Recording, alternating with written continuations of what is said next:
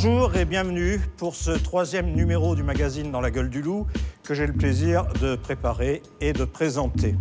Nous avions initialement prévu de faire ce numéro sur le thème de la réforme judiciaire préparée par le gouvernement d'Emmanuel Macron et d'Édouard Philippe. Et puis l'actualité nous a rattrapés. Nous avons décidé il y a une semaine de tout chambouler. C'est la Syrie, les missiles et la guerre que nous traiterons dans ce 3e numéro. La Syrie et la guerre, les questions posées nous semblent en effet incontournables. S'agit-il dans ces derniers événements d'une simple action de police lorsque plus de 100 missiles sont jetés sur un État souverain? Y a-t-il légitimité sans l'ONU, au nom seulement de la loi du plus fort? Et puis quels sont les processus de décision?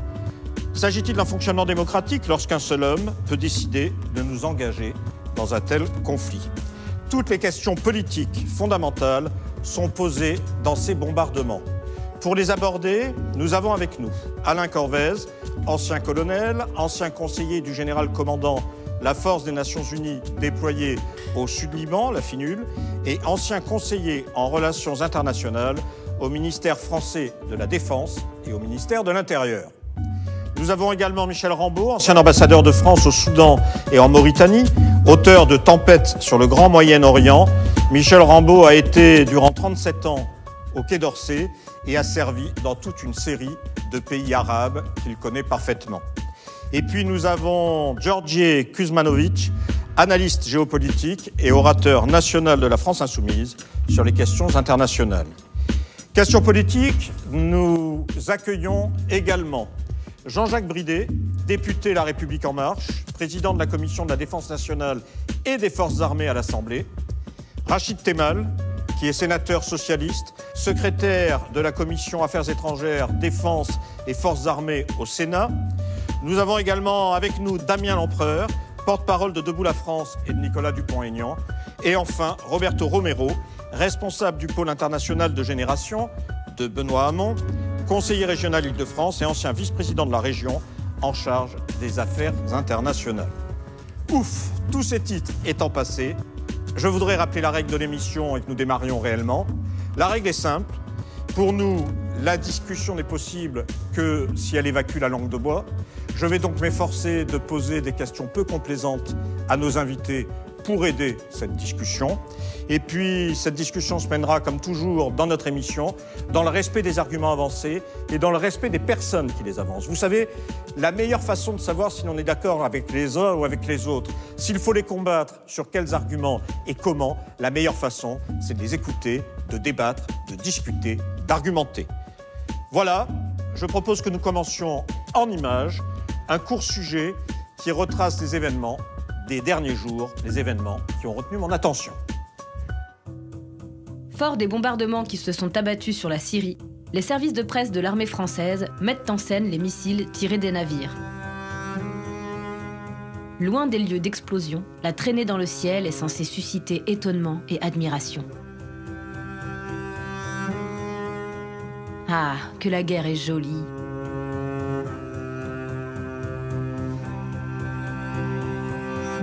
S'appuyant sur une attaque présumée au gaz chimique attribuée au régime, Donald Trump avait averti. I'd like to begin by condemning the heinous attack on innocent Syrians with banned chemical weapons. Puis Theresa May dans la foulée. This is yet another example of the Assad regime's brutality and brazen disregard for its own people and for its legal obligations not to use these weapons. Avant qu'Emmanuel Macron, à l'occasion de la venue du prince héritier d'Arabie Saoudite, Mohamed Ben Salman, ennemi déclaré de Assad, ne livre ses intentions. Nous allons poursuivre les échanges d'informations techniques et stratégiques avec nos partenaires, en particulier britanniques et américains. Et dans les prochains jours, nous annoncerons notre décision. Mais pour l'annonce officielle des décisions, c'est Donald Trump qui tweete, comme s'il promouvait un jeu électronique, alors qu'il s'agit de bombardements destinés à faire, comme dans toute guerre, des destructions matérielles et des pertes de vies humaines. Alors, action décisive ou gesticulation? En Syrie, les affrontements se poursuivent pendant que le peuple tente de survivre et continue de souffrir dans des affrontements meurtriers. En Europe, en Grande-Bretagne exactement, un mouvement digne des grandes manifestations anti-guerre du Golfe commence à se faire jour. Avant d'aborder précisément la situation créée par les bombardements, je voudrais qu'on revienne quand même sur la situation syrienne, à laquelle tout compte fait, on a du mal à comprendre exactement la réalité. Les alliés d'un jour sont les ennemis d'un autre, et réciproquement. Par exemple, les Kurdes, héroïques dans le combat contre Daesh, sont aujourd'hui la cible des Turcs. Les Turcs, une des principales armées de l'OTAN, aujourd'hui est en cheville avec un certain nombre de groupes islamistes. Al-Qaïda, ennemi en Afghanistan, a été proclamé à l'époque par Laurent Fabius sous le nom d'Al-Nosra comme étant un groupe qui faisait tout compte fait du bon boulot en Syrie. Et Bachar el-Assad, qui est l'ennemi public numéro 1, se voyait il y a peu remettre la Légion d'honneur par Jacques Chirac, et le 14 juillet 2008 d'ailleurs, était invité au 14 juillet par Nicolas Sarkozy. Alors bref, cette situation qui est quand même assez confuse, si je puis dire, d'où vient-elle et comment l'expliquer? Michel Rambaud. Écoutez, si la situation est confuse, c'est parce que on la simplifie dans sa présentation. Mais enfin, je pense qu'au départ, la guerre de Syrie a été présentée comme une guerre civile, c'est-à-dire entre une opposition soi-disant démocratique, modérée, qui voulait renverser donc un tyran soi-disant massacreur et soi-disant tyrannique d'ailleurs. Bon, je pense ça ne décrit pas la situation et donc ça n'aide pas la compréhension. Je pense que dans la réalité, on voit bien maintenant, au bout de c'est la 8e année de guerre qui commence, c'est-à-dire c'est plus long que la Deuxième Guerre mondiale, on voit bien qu'en Syrie, il y a des tas d'intervenants, comme vous l'avez dit tout à l'heure, et ça n'a rien pour, disons, de faciliter la compréhension de cette situation qui est chaotique si on veut. Elle est chaotique parce qu'on dit qu'il y a une centaine de pays qui sont impliqués d'une façon ou d'une autre par leur gouvernement, par leurs représentants, par leurs armées, leurs combattants, leurs conseillers spéciaux, voire même parce que seulement ils tolèrent l'envoi de djihadistes vers la Syrie. Il y a une centaine de pays qui sont présents. Et donc, c'est bien loin d'être la guerre entre une opposition et un gouvernement. C'est une guerre où on voit que la plupart des partis, il y a bien sûr l'armée syrienne et le gouvernement syrien, mais autrement, il y a des alliés, des ennemis de la Syrie, qui s'intitulent les amis, le groupe des amis. Mais en même temps, on voit bien qu'il y a une centaine de pays qui sont présents, et donc que c'est une guerre étrangère, finalement, avant tout sur le plan international. Or, elle est rarement traitée sous cet angle-là. Si c'est une guerre, disons, qui est internationale, une guerre militaire et pas seulement une guerre civile, eh bien, c'est selon l'optique du droit international qu'elle doit être saisie. Ça comporte 95% de son paysage global. Et alors là, du coup, on doit se référer au droit international. Et le droit international, malheureusement, il est complètement dévasté, comme on le sait depuis une vingtaine d'années. Il est dévasté. Et donc, ça n'aide pas à régler une guerre qui n'est déclarée par personne. Je dirais juste un dernier détail, c'est que si la situation est chaotique sur le terrain, c'est en grande partie parce qu'une partie des protagonistes, notamment les agresseurs, notamment sur la Coupe des États-Unis, applique une stratégie qui s'appelle la stratégie du chaos créateur, donc ce qui est pas pour créer l'ordre, c'est pour créer le désordre, c'est volontaire, c'est pas le hasard, c'est une technique de domination. Et deuxièmement, leurs alliés islamistes utilisent une doctrine qui est fort ressemblante, puisqu'elle s'intitule l'anarchie, la sauvagerie et la gestion de la barbarie. Donc, bon, voilà, vous voyez le spectacle. Je pense que je m'en tiendrai là pour l'instant. Alors, sur le terrain, il y aurait les méchants d'un côté, les bons de l'autre, quand on entend mes confrères, notamment sur les grands médias, qui tentent d'expliquer de façon schématique la situation. Dans cette mosaïque, il faudrait soutenir donc certains islamistes qualifiés de modérés contre d'autres et contre l'armée syrienne. Alors, Alain Corvez, est-ce que les islamistes modérés, ça existe? Non. Les islamistes modérés, ça n'existe pas. Vous l'avez dit tout à l'heure, M. Fabius, qui a voulu faire croire que les gens d'Al-Qaïda, Al-Nosra, c'est la filiale syrienne d'Al-Qaïda, étaient des gens fréquentables et qui faisaient du bon boulot en Syrie. Non, ça c'est faux. Les islamistes sont des islamistes et ils tranchent les têtes de la même façon. Tout dépend du financement qu'ils obtiennent pour leur armement. Ça peut venir du Qatar, d'Arabie Saoudite ou d'ailleurs, autrefois de la Turquie, mais les islamistes modérés, ça n'existe pas. Si je peux ajouter juste un point sur une idée fausse qu'on a de la Syrie, c'est que le président Bachar el-Assad s'accrocherait au pouvoir soutenu par une minorité de chrétiens, alaouites, chiites. Bon, c'est totalement faux. La majorité de la population syrienne est d'origine sunnite et sunnite. Son armée est majoritairement sunnite et il ne serait plus au pouvoir, même s'il avait il a l'appui de la Russie et de l'Iran, il ne serait plus au pouvoir s'il n'avait pas un fort soutien à l'intérieur de son pays, et notamment de cette majorité de population sunnite. Alors, il y a sur le terrain syrien, comme protagonistes principaux, les Russes, les Américains, les Iraniens, les Israéliens qui sont pas loin et qui veillent, qui guettent. En réalité, la question qui se pose, c'est qui veut quoi dans cette affaire? Et puis la France, là-dedans, quel jeu elle joue? Par exemple, Emmanuel Macron déclarait, après les frappes, qu'il avait convaincu Trump de rester en Syrie. Le lendemain, Trump déclare « on va faire nos valises et on va s'en aller ». Donc, en réalité, qui veut exactement quoi? En 2012, je crois qu'il y avait un projet d'accord, sous l'égide des Russes, pour essayer de régler une transition démocratique. Américains et Français s'y sont opposés. Quelle est la position respective des uns et des autres?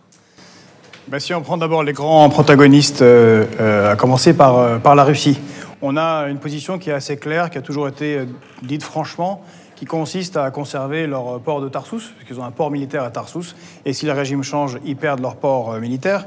La deuxième raison principale pour eux, c'est d'éliminer les 3000 djihadistes russophones qui risquaient, en cas de victoire des djihadistes en Syrie, de remonter dans les républiques du sud de la Russie qui sont de plus en plus instables.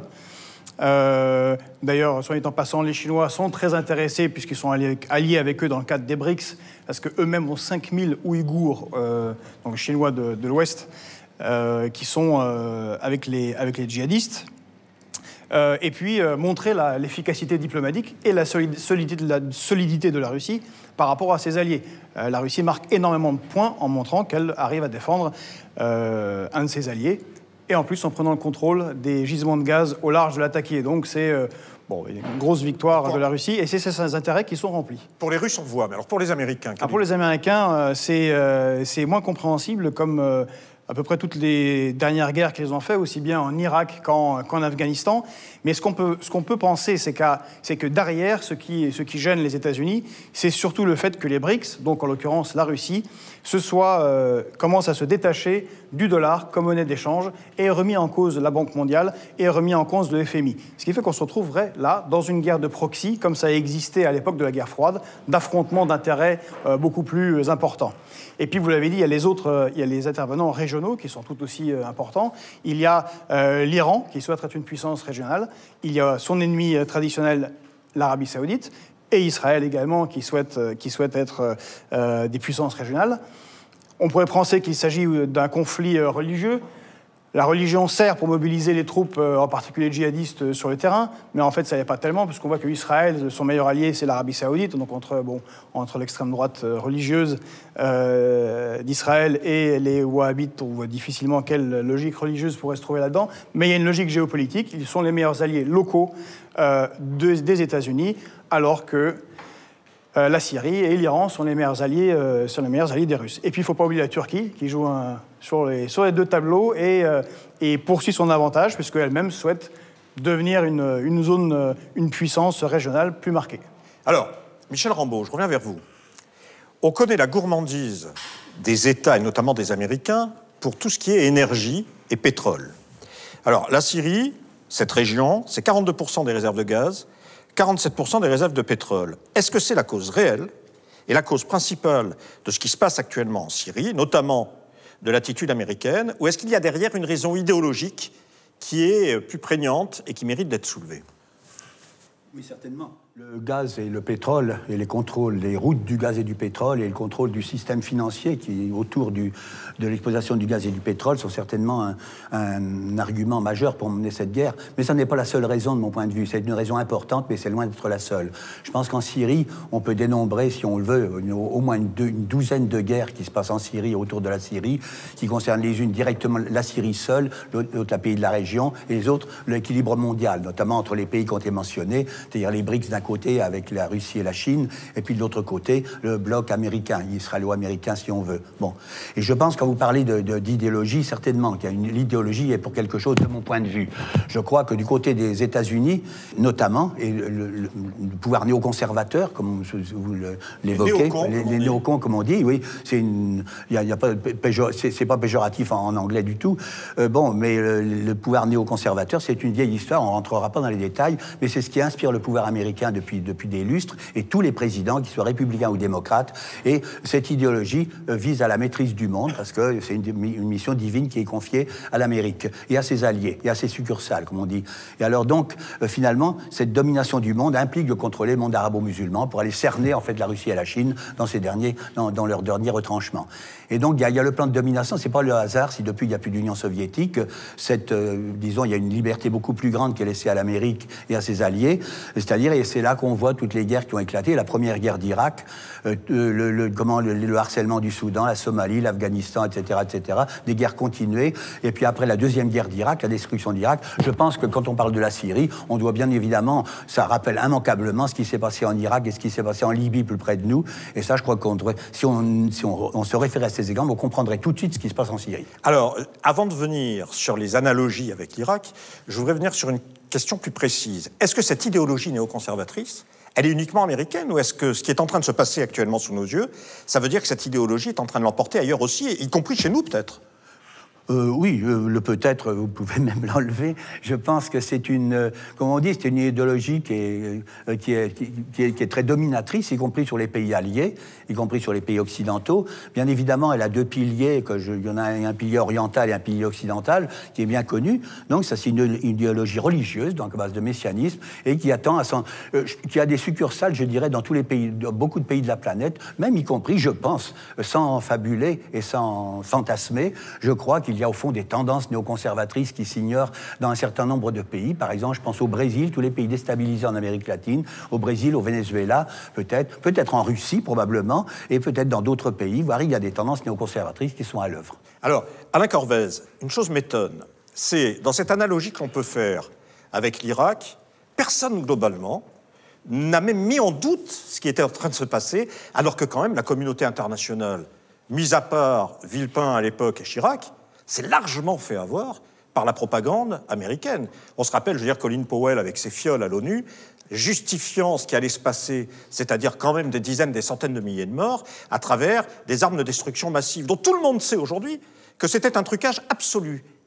Et il se passe la Syrie, et personne ne doute. Oui, ben vous avez tout à fait raison, mais je partage tout à fait ce qu'a dit l'ambassadeur Michel Rimbaud juste à l'instant. Là, on est dans l'idéologie, et je pense que vous êtes un journaliste qui fait votre travail, qui essayez de vous renseigner et d'informer la population, mais hélas, la plupart des journalistes, des grands médias, restons en France, français, ne font que de la propagande pour la doctrine, l'idéologie dans laquelle nos gouvernants, depuis des lustres, c'est pas uniquement maintenant, mais depuis des lustres, nous mènent. Et qu'est-ce qui soutient, pour continuer dans ce que disait Michel Rimbaud, qu'est-ce qui soutient cette idéologie ? Eh bien, c'est l'argent. Cette idéologie possède la force financière. Donc, elle possède les médias, et avec les médias, elle est capable d'intoxiquer toute la planète si elle le veut. Vous dites qu'on n'a pas dénoncé les mensonges éhontés qui sont répétés sur la Syrie depuis 7 ans, mais encore plus récemment, et parce que les journalistes ne font pas leur travail, ou ils sont au service d'une idéologie qu'ils continuent de servir, parce qu'ils sont payés pour ça. Ces milliardaires qui possèdent quelques fonds de pension, qui possèdent les médias dans le monde entier, diffusent une idéologie qui va dans le sens de l'atlantisme et de la suprématie américaine. Julie, qui est avec nous. Julie, je crois qu'on a une question d'un socio. Alors oui, la première question d'un socio, c'est: il a été question de déconfliction. Est-ce synonyme d'une simple gesticulation ? Alors, je vous rappelle que la déconfliction, c'était avertir d'abord les Russes pour qu'ils ne soient pas touchés et que l'escalade ne monte pas, qu'il allait y avoir des frappes. Donc, résultat, les Russes étaient avertis 4 jours avant. Visiblement, les Syriens étaient avertis ensuite. Bon, je pense, comme ils sont alliés. Et donc, je ne sais pas, d'ailleurs, personne ne sait exactement le détail des frappes, de ce que ça a donné. Donc, déconfliction, est-ce que c'est... Qui veut répondre? Synonyme, rapidement. Allez-y. Moi, je viens répondre là-dessus. Il y a un général russe qui a donné une conférence de presse après les attaques et qui a défini très précisément ce qui s'est passé en disant les objectifs, les missiles, combien de missiles, il a donné le chiffre 103 très exactement, le nombre de missiles détruits à tel endroit, là, ceux qui ont pu passer, et ainsi de suite. Il a donné... C'est pas vraiment vérifiable non plus. Donc, je veux dire, je veux bien qu'on croit les Russes, mais pourquoi plus les Russes que les autres? Vous voyez ce que je veux dire? Je suis d'accord avec vous, mais il a donné une précision qui correspondait quand même à ce qu'on sait de ce qui s'est passé sur le terrain, qui était frappante. Okay. Donc là, il y a... pour moi, ces frappes étaient une mascarade pour cacher, dissimuler l'échec géostratégique de la politique américaine en Syrie. Michel Rambaud, rapide. Oui. Je voudrais dire, je m'attarderai sur une des cibles, le centre de Balza, qui est quelque part qui touche Damas, en fait. C'est comme Neuilly par rapport à Paris, hein, ou peut-être même Montreuil par rapport à Paris. Si on bombarde de Montreuil, Paris va être touché, notamment des sites chimiques. C'est-à-dire que c'est plus populaire que Neuilly. Mais en fait, ce que l'on sait du site de Balza, moi je le sais quand même de bonnes sources, c'est que c'était pas du tout un centre, il n'y avait pas d'armes chimiques. C'était un centre de recherche et de formation dans laquelle la France a été impliquée pendant de nombreuses années, jusqu'à il y a quelques années. Elle recevait des stagiaires, elle envoyait des professeurs de français dans le centre de Balza, et de la vie générale, ce centre était désaffecté depuis un certain nombre d'années, et il ne servait plus. Donc il était vide, c'est des bâtiments qui ont été détruits. Ok. Alors... Il y a eu 30 missiles de lancés sur ce phare. Georgi Kuzmanovic. Sur la déconfliction. Ouais. Ça montre l'absurdité complète de ces frappes qui devaient être une sanction. Alors une sanction où on prévient celui qui va être puni, où est-ce qu'on va le fouetter, franchement, c'est une blague. Et il faut savoir, et ça montre l'importance qu'a la France au regard des États-Unis, c'est qu'il y a eu, on le trouve sur le site du ministère des Affaires étrangères russe, il y a eu une discussion vendredi entre le président Macron et le président Poutine. D'accord, on va y venir sur la discussion Macron-Poutine. Mais celle qui a suivi, qui n'a pas eu lieu par contre. Ouais, c'est ça. Il procède à la déconfliction, d'accord. On va y venir. Alors, avant de venir à ça, pour la première fois, la France, dans l'initiative qu'elle a prise, tourne le dos à l'ONU et s'engage directement avec l'OTAN. Est-ce que, diplomatiquement, c'est à vous que je pose la question, c'est également... Enfin, je la pose à qui veut répondre. Est-ce que, diplomatiquement, la France s'en renforcée d'une opération comme celle-là? Et puis, est-ce que la notion... Parce que moi, ça m'a beaucoup marqué. Pour le justifier, il a été question de multinationalité contre l'ONU. Et c'est quoi cette histoire? Est-ce que la multinationalité, tout compte fait, c'est pas la loi du plus fort? La multinationalité, c'est la logique qui a conduit à la guerre en 14-18. On est plusieurs nations à trouver qu'on a raison. On va affronter d'autres groupes de nations, puisque les autres aussi sont à plusieurs nations. Et ça conduit au conflit. C'est bien pour ça qu'il y a l'ONU, et qui est pensée comme instance suprême, bien malgré toutes ces lourdeurs et ces difficultés de négociation. Et c'est pour ça qu'on n'est pas censé partir en conflit sans un aval de l'ONU. Or, le fait d'aller bombarder, même si c'était légitime, est parfaitement illégal à un pays souverain comme la Syrie, et donc on se retrouve dans un contexte de déclaration de guerre. Michel Rambaud. Je pense que c'est d'autant plus, je partage cet avis, c'est d'autant plus regrettable que finalement la Syrie est un État souverain, mais que, disons, il y a une agression. Le droit international, c'est toujours le droit qui est en vigueur. La France est membre permanent du Conseil de sécurité. Il se trouve que sur 5 États membres permanents du Conseil de sécurité, il y en a 3 qui le bafouent quand même depuis un petit moment et régulièrement.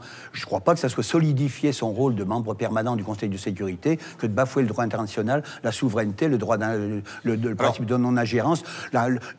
Disons, il est interdit normalement même de menacer un État étranger, un État souverain, de le menacer à l'avance. Justement, je vais revenir avec vous sur cette notion de droit d'ingérence, parce que ce n'est pas à géométrie variable. On a par exemple Cuba, avec le blocus, qui est condamné, mais qui continue. La Palestine, avec des résolutions de l'ONU qui ne sont jamais appliquées. Les Kurdes, face aux Turcs, personne ne bouge, je veux dire. Ils se font massacrer gentiment alors que ça a été nos alliés. Tout le monde accepte. Le Qatar, ses relations avec des groupes islamistes. L'Arabie Saoudite, qui assassine allègrement au Yémen. Tout le monde se tait, on n'en parle pas, et on les reçoit. Je veux dire, est-ce que le droit d'ingérence, c'est pas géométrie variable? Puis c'est quoi la réalité de ce droit d'ingérence? Le droit d'ingérence, ça dit bien son nom d'ailleurs. Il s'agit la plupart du temps de justifier, de préférence en le couvrant par une résolution des Nations Unies, du Conseil de sécurité. Mais s'il n'y a pas de résolution, comme disent 3 membres permanents sur 5, eh bien, tant pis, on passe outre. C'est ce qui s'est passé. D'ailleurs, il n'y a pas eu de résolution. C'est illégal du point de vue des Nations Unies. Mais je pense pense que, disons, ce droit d'ingérence, c'est pour permettre une intervention militaire qui soit justifiée, comme on a vu en Libye, par le Conseil de sécurité, et de changer le régime, puisque c'est ça le fond de l'affaire. C'est pas d'amener la démocratie, il s'agit de changer le régime, c'est-à-dire de remplacer un régime qui ne plaît pas, le remplacer par un régime qui plaît. C'est aussi bête que ça, mais c'est aussi efficace que ça, disons, dans la mentalité. Alors évidemment, c'est illégal, mais la légalité, bon, ça peut pas fonctionner dans le cadre actuel. Georges Kuzmanovic, il y a visiblement, dit-on, une volonté américaine d'une partition de ce territoire et de cette région. Alors, à votre avis, est-ce que cette volonté est réelle et est-ce que derrière, ce sont les nations qui sont en ligne de mire? Je ne me prononcerai pas sur un projet politique qui potentiellement peut exister, mais dont moi je n'ai pas vu les preuves dans la position où je suis aujourd'hui. Mais je voudrais revenir sur ce que vient de dire monsieur l'ambassadeur. Tout le problème par rapport à l'ONU et ce qui s'en est suivi en Syrie, c'est la résolution 1973 qui a été détournée. C'était en Libye. On a détourné cette résolution, ce qui a provoqué le fait que les Russes bloquent systématiquement maintenant toutes les résolutions de l'ONU parce qu'ils ont peur qu'elles soient détournées contre leur avantage, en tout cas pour détruire un État. Vous demandez tout à l'heure, est-ce que la France a perdu de son crédit? Mais oui, la France a perdu tout son crédit, en tout cas dans les pays arabes. En 2003, le Premier ministre, M. de Villepin, faisait le chant du cygne de la grandeur et de la puissance française à l'ONU en refusant d'aller dans une guerre qui n'avait aucun sens. Et il a eu bien raison, contrairement à Tony Blair, qui est ridiculisé dans l'histoire maintenant comme celui qui a été le suiviste. Qu'il a reconnu après, d'ailleurs. Et qu'il a reconnu après. Et que c'était des mensonges, et ainsi de suite. Enfin bref. Et maintenant, on a le contraire. C'est maintenant la France qui, avec Macron, qui veut jouer le rôle de la Grande-Bretagne. Et il faut se rendre compte que pour le reste du monde, on est quand même assez étonnant. On a reçu Kadhafi jusqu'à accepter d'avoir, sous Sarkozy, la tente installée dans l'Élysée. Et puis, quelques années après, boum, on le bombarde et on règle son régime. Assad, ce n'est pas que l'ami des Russes. Assad a été un allié très très fort des États-Unis pendant des années de guerre en Irak. Il est venu en France régulièrement. Il a reçu la Légion d'honneur qu'il a lui-même rendue, avant qu'on la lui demande d'ailleurs.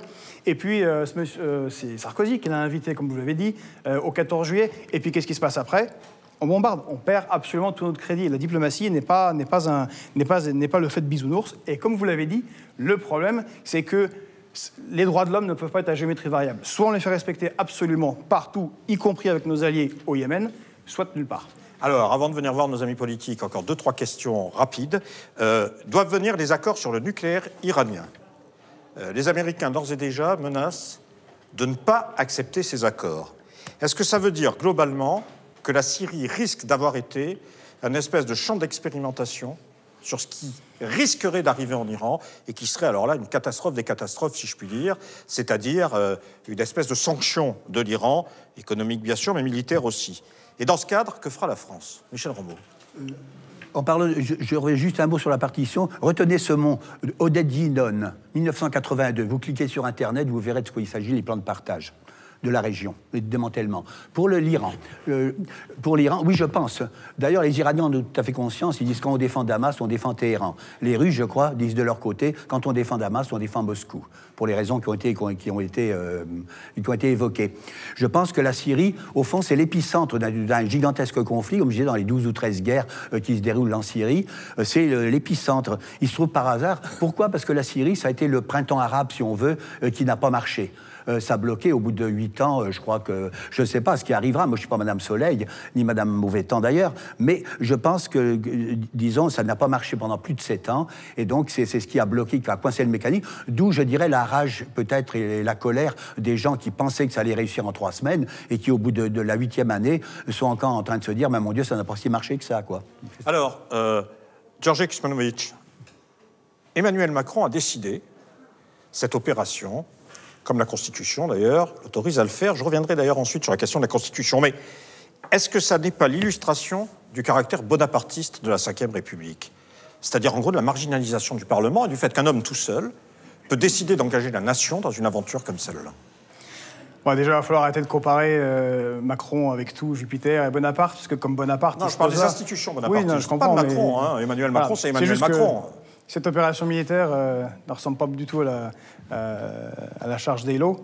C'est plutôt du suivisme. Et pour faire accepter à la France la domination géopolitique des États-Unis, effectivement, il marche sur le Parlement. Il y a un article 35 qui stipule de la Constitution que seul le Parlement est habilité à déclarer la guerre. Encore une fois, bombarder un pays souverain est une déclaration de guerre. Et puis, il y a un code de la défense qui dit que c'est le Premier ministre qui dirige les questions militaires, y compris en termes techniques, pendant les conflits. Pas le président. C'est une vision totalement américano-centrée, ce qui montre l'influence états-unienne de notre président, de la manière dont un président dirige les armées dans notre pays, d'où le problème avec le général de Villiers et tous les problèmes qui s'en suivront avec nos armées. Alain Corvez, dernière question. Est-ce que l'Union européenne n'apparaît pas comme étant un espèce d'outil vacant, sinon à la remorque des États-Unis, dans l'affaire qui vient de se dérouler?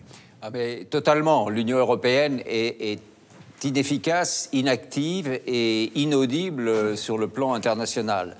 Moi, je pense que ces frappes, qui ne sont qu'une mascarade, comme je l'ai dit, vous avez très bien expliqué qu'on a prévenu tout le monde pour surtout pas faire de dégâts, tuer personne, ainsi de suite. Donc c'était une mascarade pour masquer l'échec géostratégique de la politique américaine au Moyen-Orient.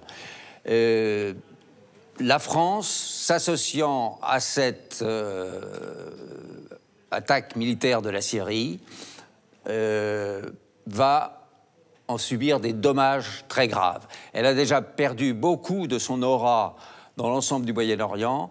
Avec cet échec de ses frappes, elle va encore en subir davantage. Parce que ce que je pense, c'est que cette affaire syrienne va maintenant basculer dans une autre dynamique. Les Américains vont vraisemblablement se retirer comme ils avaient l'intention de le faire, puisque Trump l'avait annoncé. Et je pense que les généraux américains ont compris qu'ils n'avaient plus aucun intérêt à rester en Syrie. Donc, à partir de maintenant, je pense qu'on va assister à un retrait américain. Et pour revenir à votre question initiale, l'Europe ferait bien de prendre ses distances un peu avec la politique américaine, car de même que les États-Unis vont s'éloigner du Moyen-Orient, ils vont s'éloigner d'Israël aussi, sans doute simultanément. Et donc, nous, Français, en tout cas, on aurait intérêt à prendre nos distances avec cette politique américaine, car sinon, on va se retrouver encore plus le bec dans l'eau qu'on l'est déjà aujourd'hui. Alors, avant de retrouver les responsables politiques qui nous ont fait le plaisir et l'honneur de répondre à notre invitation, je voudrais revenir sur la question de la démocratie à travers un point, la question de la Constitution. Il y a un certain nombre de constitutionnalistes qui posent la question suivante, qui mérite à mon sens d'être posée aujourd'hui. L'article 35, alinéa 1 de la Constitution indique, je cite, « La déclaration de guerre est autorisée par le Parlement ». Et puis l'article 35.2, qui est un ajout en 2008 qui vient de Nicolas Sarkozy, dit « Le Parlement sera informé et un débat parlementaire sera organisé suite à cette décision d'intervention de nos forces armées à l'étranger. » Cet article 2 a été parfaitement respecté par le gouvernement d'Emmanuel Macron puisque la discussion a eu lieu à l'Assemblée. Il n'empêche que cet article 2 met peut-être en danger, disent certains spécialistes de la Constitution, l'article 1 qui est initial. Car au nom de l'article 2, est-ce que cet article 1 n'est pas bafoué? Considérez que cet alinéa 2 concernerait autre chose que des actions très limitées, des actions humanitaires, concernerait notamment celles qui risquent l'escalade contre un pays souverain.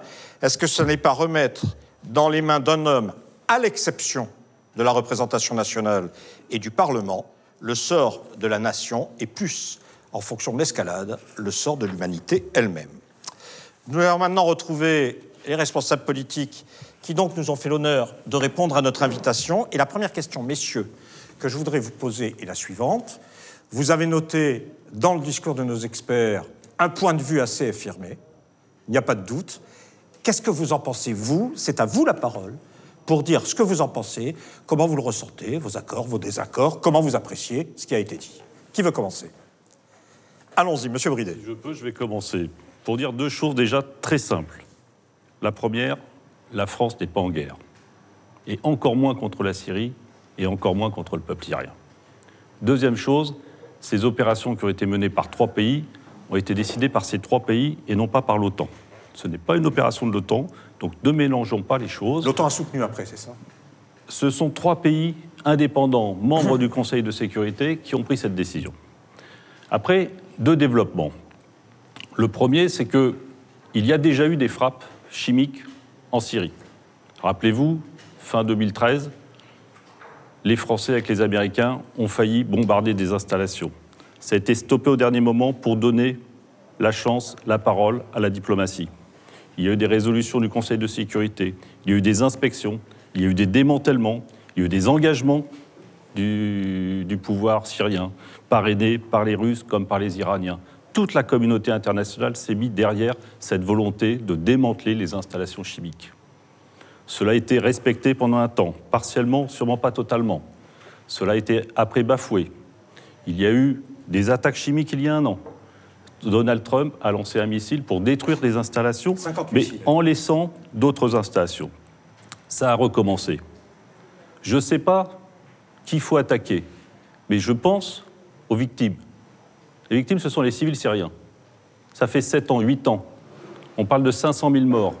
On parle de millions de réfugiés à l'intérieur ou à l'extérieur des frontières syriennes. Aujourd'hui, ça ne peut plus durer. Effectivement, il a pris la décision, et je les soutiens, de détruire. Après, on peut discuter sur si les cibles ont été atteintes réellement, etc. Mais en tout cas, il y a un signe fort.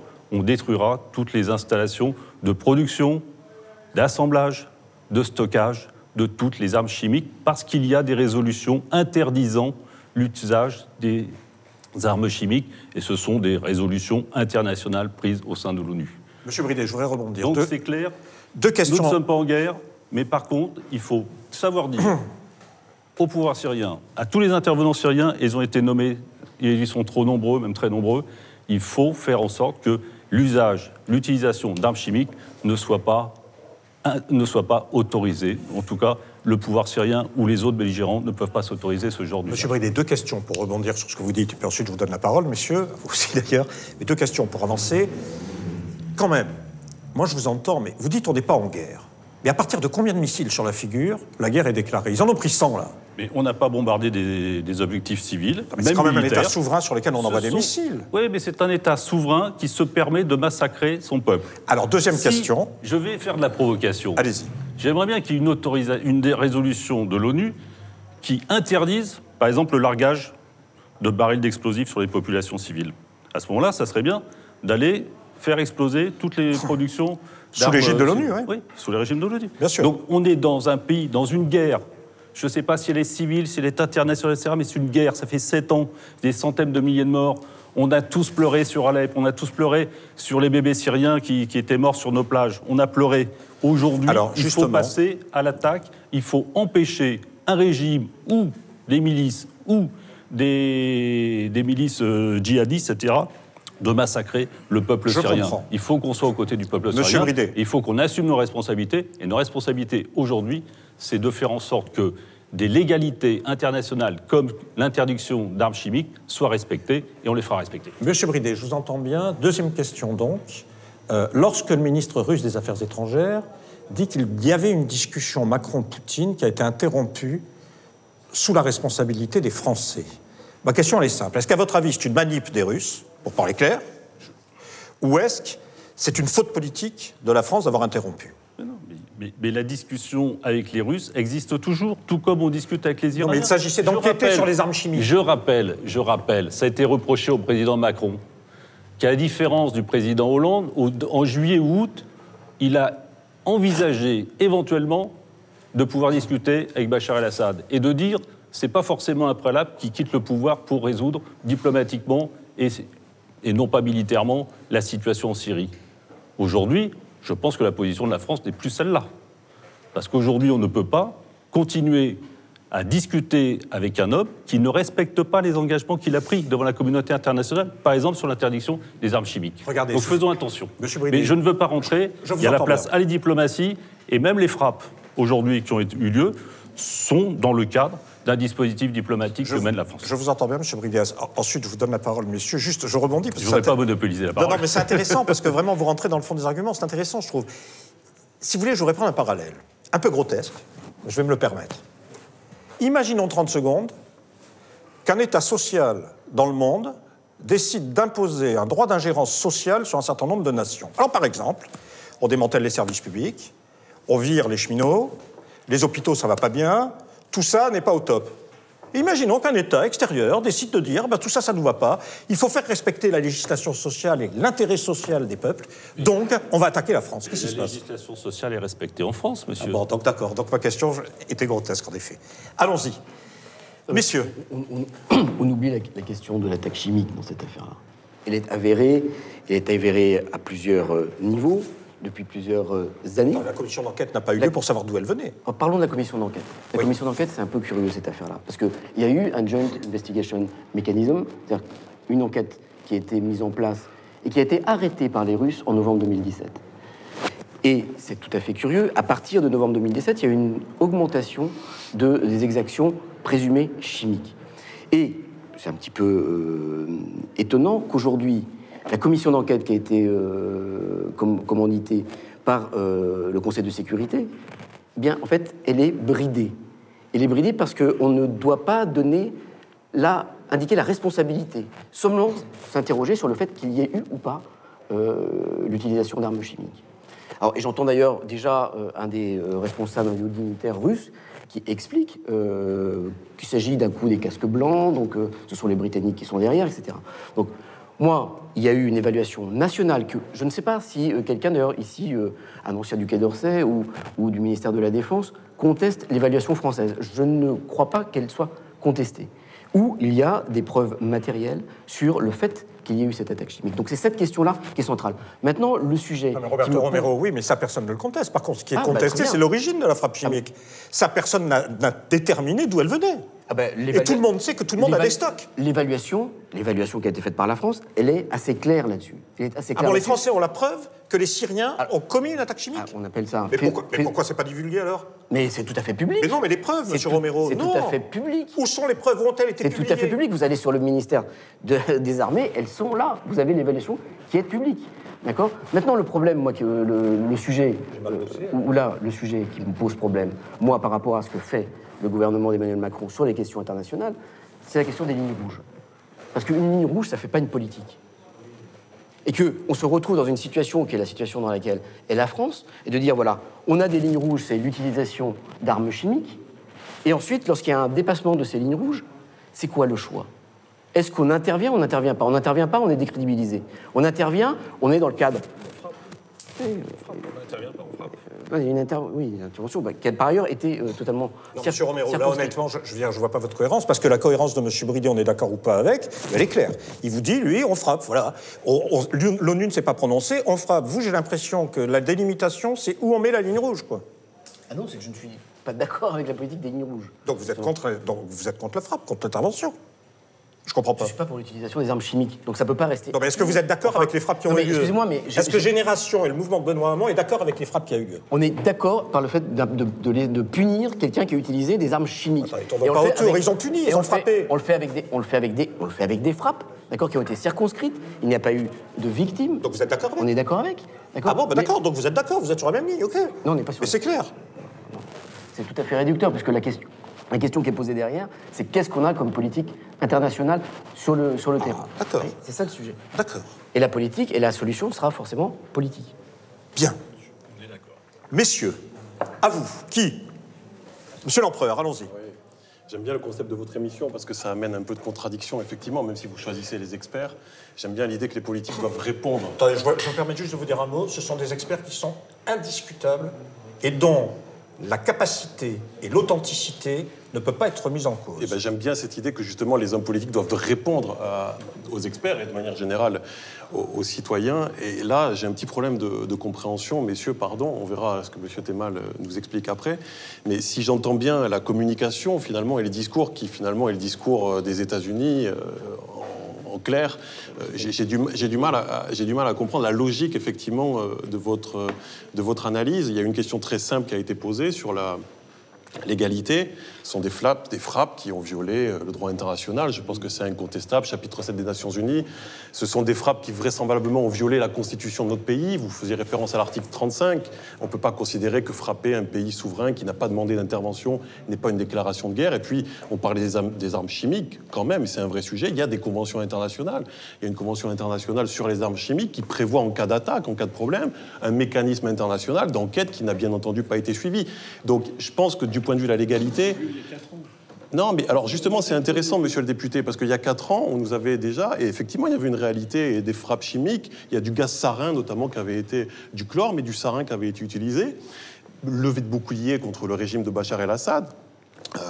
Menace de frappe, et on apprend quelques années plus tard, et c'est pas Debout la France et Nicolas Dupont-Aignan qui le disent, c'est même pas M. Poutine ou les Russes, c'est Carla Del Ponte, dans le cadre des Nations Unies, qui nous explique qu'on a eu la preuve finalement que le sarin avait été utilisé notamment par les rebelles. Les rebelles, effectivement, ça a été très bien rappelé, qui malheureusement ont reçu l'aide de la France. D'installation par le pouvoir syrien. Donc il y a bien reconnaissance de production et de stockage. Il n'y a pas de sujet sur le fait que le régime de Bachar el-Assad détienne des armes chimiques. Il y a eu la preuve apportée que les rebelles ont ici utilisé, y compris contre des civils. Et quel est le sens de ma remarque? C'est que là, en l'état, s'il ne fait pas de doute que ces frappes ne sont pas légales, il me semble qu'il y a un problème aussi de légitimité, dans la mesure où on n'a pas la preuve. Moi, j'ai essayé d'écouter, de comprendre chacun votre discours, mais il n'y a pas de preuve que c'est sur ces frappes-là le régime de Bachar el-Assad qui a utilisé ces armes chimiques. Donc, et pour conclure, au-delà de ce cas d'espèce-là, je veux dire, moi je suis citoyen français et à Debout la France porte-parole d'un mouvement gaulliste qui porte une vision d'un monde multipolaire. Le général de Gaulle d'ailleurs avait été visionnaire, puisque au moment de l'affrontement des deux blocs, il faisait déjà référence à ce monde multipolaire qui aujourd'hui existe. Et je pense que le rôle de la France, puisque vous êtes président de la Commission à l'Assemblée, devrait justement de faire entendre notre voix dans ce monde multipolaire, à l'heure où plus que jamais, il faut réfléchir à la suite. Les États-Unis sont un empire qui est sur le déclin, et la France aurait un rôle à jouer. Et je ne pense pas que c'est en suivant les États-Unis ou les mouvements atlantistes, on parlait des néoconservateurs, que nous irons dans l'intérêt de ce monde multipolaire, parce que le coup, on nous l'a déjà fait en Irak. Sur les preuves, c'est là où moi j'ai du mal à comprendre, et surtout après les discours qui ont été tenus. Mais pardon, mais on nous a présenté des preuves qui se sont révélées fausses. Il n'est pas question de mener la guerre en Syrie, il n'est pas question de renverser le régime. Mais il est question de faire en sorte que la guerre soit dans les limites, je mets entre les limites du droit international. Les conventions internationales, c'est tout. Si. Il n'y a pas autorisation d'armes chimiques. Monsieur Thémal. Je vais répondre d'abord à votre première question. C'est de savoir si... ce qu'on pensait de vos experts. Moi, je les ai entendus, je ne partage pas leur analyse, ni leur vision du monde. Voilà, donc c'est le premier point que je veux évoquer. Après, j'entends les débats qui sont juste sur la légalité. Vous remarquez, attendez, je m'excuse, vous remarquez que d'ailleurs, il y a peu d'appréciation personnelle dans ce qu'il donne. Il y a un certain nombre d'éléments objectifs, quand même. Et je ne conteste pas leur... Donc vous pouvez être en désaccord avec les éléments objectifs, mais ceux-là, ils existent, monsieur Thémal. Non, mais je peux être en désaccord avec leur analyse. L'enjeu, c'est qu'ils viennent ici présenter leur analyse, fort de leur expérience, de leur réseau, etc. On peut, et c'est mon cas, ne pas partager leur analyse. Tout à fait. Et je respecte totalement leur travail. C'est pas, je dis que je ne partage pas. Il y a une vision du monde qui n'est pas ma vision. C'est tout. Voilà ce que je dis. Donc, c'est pas... comme vous le disiez tout à l'heure, il faut écouter, j'ai écouté, et on peut, à ce moment-là, se faire une opinion, et mon opinion est faite. C'est celle que je voulais vous dire. D'accord. Deuxième chose, vous l'évoquez, il y a la question de la légalité, vous mettez ça en avant. Il y a aussi un autre droit, c'est qu'il y a des hommes et des femmes qui, depuis maintenant 7 à 8 ans, se font massacrer. À la fois le peuple syrien et les Kurdes. Et qu'une grande puissance comme la France, membre du Conseil de sécurité, se doit à un moment donné de se poser la question. C'est une question d'ailleurs ancienne. Vous évoquez le droit d'ingérence, mais c'est la vraie question, c'est est-ce qu'on doit rester dans une logique de dire bon, il se passe des choses dans le monde, ça ne nous concerne pas, ou on n'agit pas, ou on doit, à un moment donné, devoir agir. Et c'est aussi l'une des questions qu'on doit se poser. C'est la position des Américains depuis des dizaines d'années. Mais moi, encore une fois, je veux bien qu'à chaque fois qu'on prenne la parole. J'ai noté que certains étaient très loquaces sur la question américaine. Je ne suis pas certain, si on prend les Russes dans le débat d'aujourd'hui, ou les Turcs, tout ça, je parle des régimes, hein. Je ne parle pas des pays, d'Erdogan ou de Poutine, tout ça soit merveilleux. Et on a vu d'ailleurs le rôle qu'a joué Poutine. Non, mais moi je termine. Du monde. Mais le rôle gendarme, il y a un rôle. Existe. Mais bien sûr, mais il existe également. Je crois. Oui, c'est pas ma théorie. C'est pas ce que j'ai dit. Donc je veux éviter les parallèles. Je rappelle que la Russie a une vision gendarme dans un périmètre, comme la Turquie aujourd'hui, comme d'autres États que vous avez cités. Donc, il n'y a pas un État seulement. Bon. Donc, moi, je pense qu'il faut effectivement maintenant que cela cesse. Et donc, il était normal et nécessaire qu'il y ait ces frappes-là. Et je ne veux pas revenir à ce qu'ont dit les deux personnes en face de moi, qui ont expliqué le mécanisme. On va parvenir. D'abord, la France, dès 2013, avait proposé des frappes. Elle n'a pas suivi les Américains. Et donc, elle agit. La question qui est devant nous, et la vraie question, c'est comment on sort du bourbier. Et comment les Kurdes, moi j'ai signé un appel de soutien, mais on est plusieurs, comment les Syriens arrêtent de se faire massacrer. Et excusez-moi, mais Bachar el-Assad, il a aussi... on va dire que ce soit un grand démocrate. Ah non, ça c'est sûr. Un homme respectueux de la légalité. Un homme respectueux de son peuple. Nous sommes d'accord. Nous sommes d'accord sur tout ça. Mais il y en a un paquet. Non, mais, hein. oui, mais enfin... Si on devait tous se les faire pour parler vite, non, il y aurait là, du boulot. Là, excusez-moi, là on est sur un sujet qui est la Syrie, et je crois qu'il est président. Je crois qu'en tant que président syrien, il a eu quelques actes. Et son père, précédemment, d'ailleurs, on peut le rappeler également à une autre époque. Donc, il y a des choses. Il a sa part de responsabilité. Il était l'ami de la France. Ça n'empêche pas de dire ce qu'on pense. Et je le dis. Là, donc, il y a une part de responsabilité du régime syrien, bien évidemment. Et donc, la question qui est devant nous, et la seule, c'est comment on sort politiquement de tout cela, et diplomatiquement. Mais d'abord, il faut que l'Europe joue son rôle, et les Nations Unies. Il faudrait que les Russes arrêtent de bloquer. C'est mal barré. Mais attendez, c'est mal barré, sauf qu'à un moment donné, là, il était nécessaire de rappeler que quand on massacre son peuple avec des armes chimiques, il est normal d'avoir ces frappes-là. Et maintenant, comment on met tout le monde autour de la même table?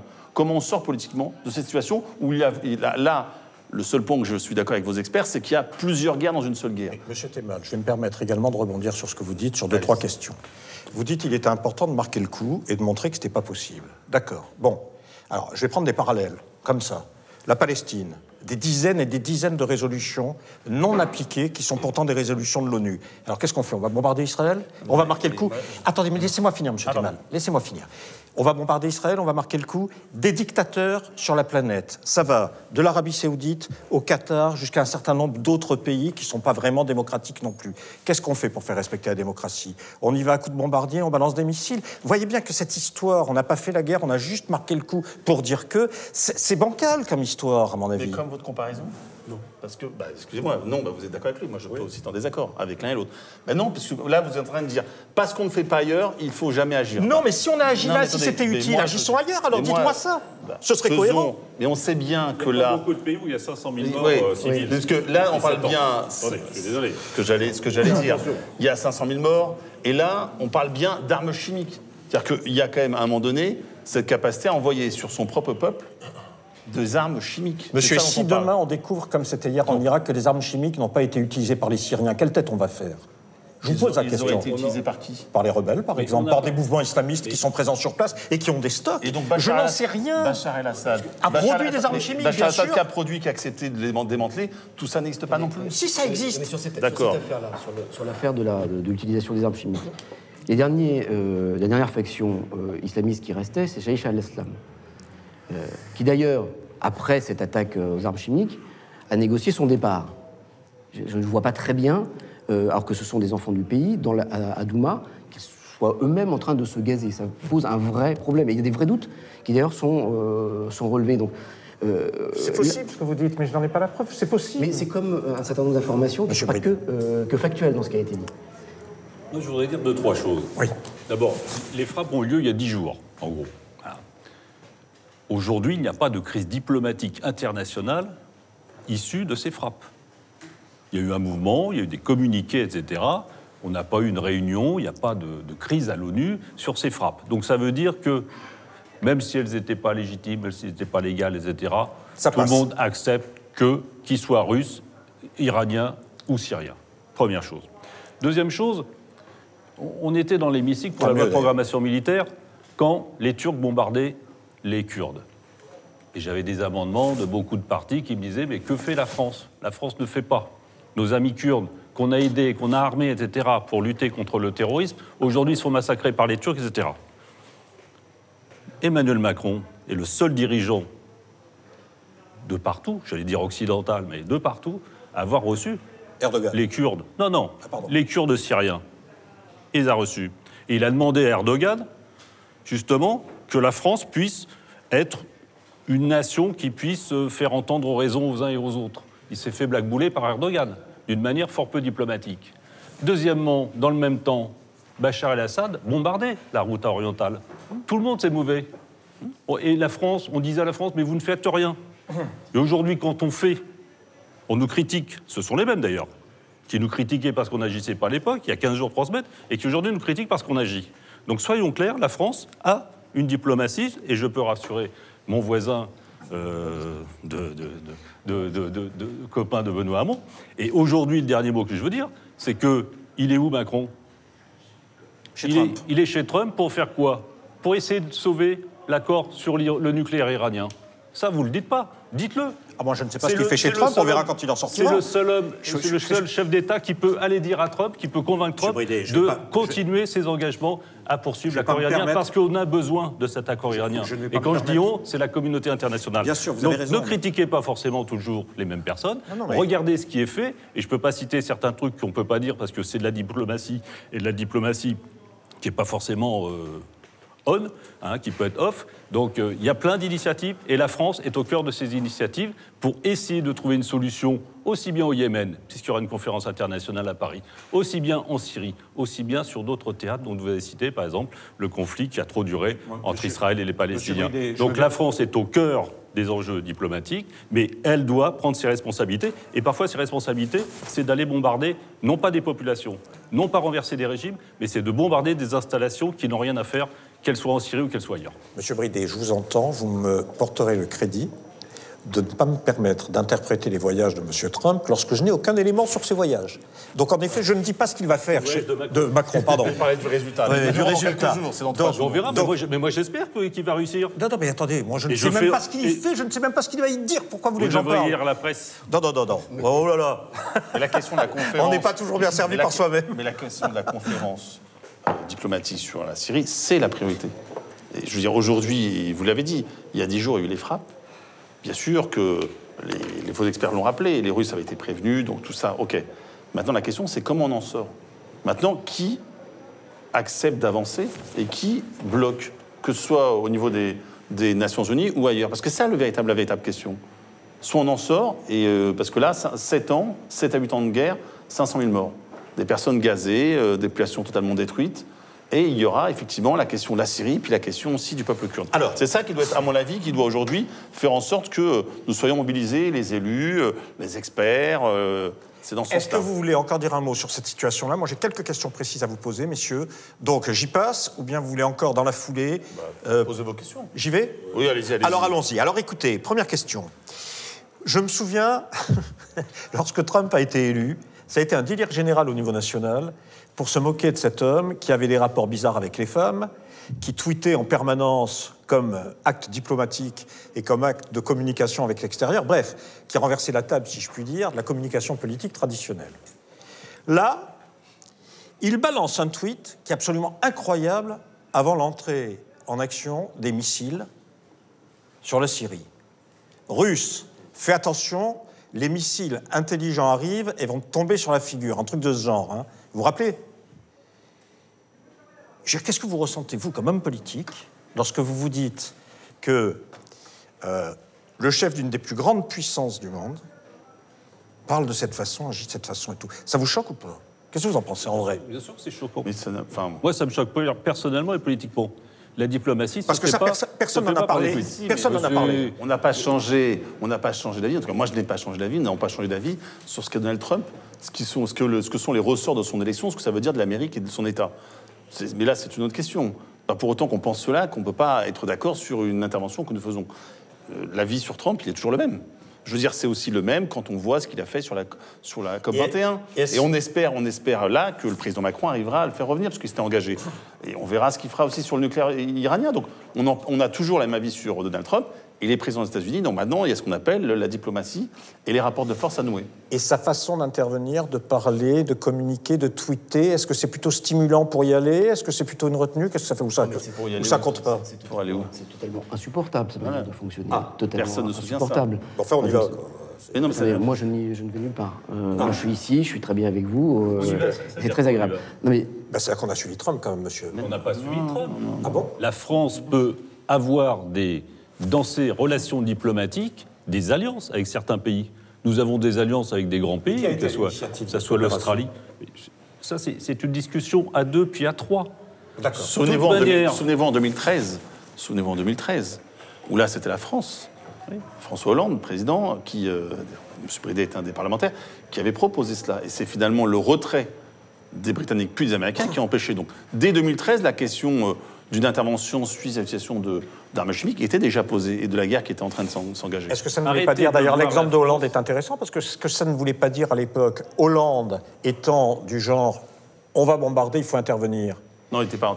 Enfin, les Américains se retirent. Non, mais attendez, les Américains et les institutions américaines se retirent, à ce moment-là, Hollande se retire. Est-ce que ça ne veut pas dire, globalement, que Hollande était un peu à la remorque Mais arrêtez de voir la France comme à la remorque de je ne sais quelle institution, que ce soit l'OTAN ou la France est une nation indépendante, qui a une autonomie stratégique, qui a une capacité militaire d'intervention, et elle s'en sert, non pas comme ça de son propre chef, mais parce qu'elle a un système d'alliance, parce qu'elle a des priorités, parce qu'elle fait partie de l'Organisation des Nations Unies et comme membre permanent, elle a une légitimité internationale pour faire respecter le droit. Et elle est attendue aussi par beaucoup de pays. Elle est attendue par beaucoup de pays pour jouer un rôle particulier. Et la France doit garder son rôle particulier.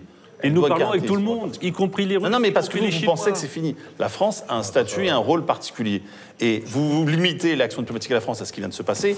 Il y a beaucoup d'autres exemples où la France a ce rôle diplomatique et international particulier, nécessaire et attendu. Là-dessus, à mon sens, il y a une certaine dégradation de ce point de vue-là, parce qu'on a fait des reculs très importants sur les discussions qu'on a pu avoir avec un certain nombre de partenaires, en laissant de côté en permanence, et ça a été théorisé, les questions des droits de l'homme, les questions démocratiques sur un certain nombre de pays, que ce soit avec Erdogan, que ce soit avec d'autres.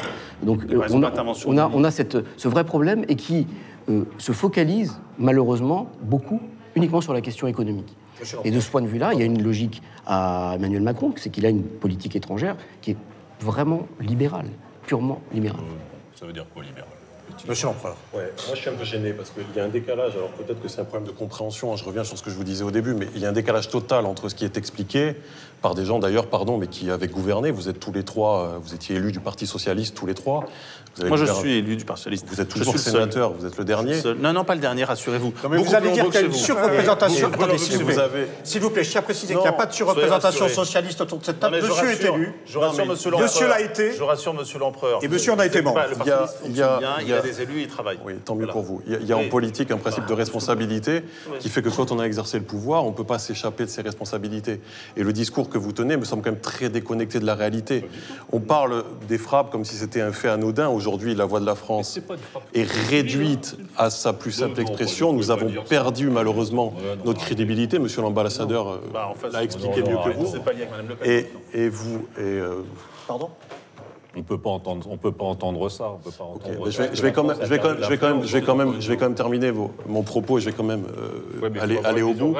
Et vous avez malheureusement, vous, tous autant que vous êtes autour de cette table, abîmé, moi, depuis 30 ans que je m'intéresse à la politique, j'entends les mêmes discours. Et vous avez, à mon sens, monsieur le député, à mon sens, abîmé gravement l'image de la France, notamment en violant régulièrement, d'une part, le droit international, et ce qui était la spécificité de notre pays, à savoir faire entendre une voix indépendante. On parle de ces frappes elle est indépendante, la voix.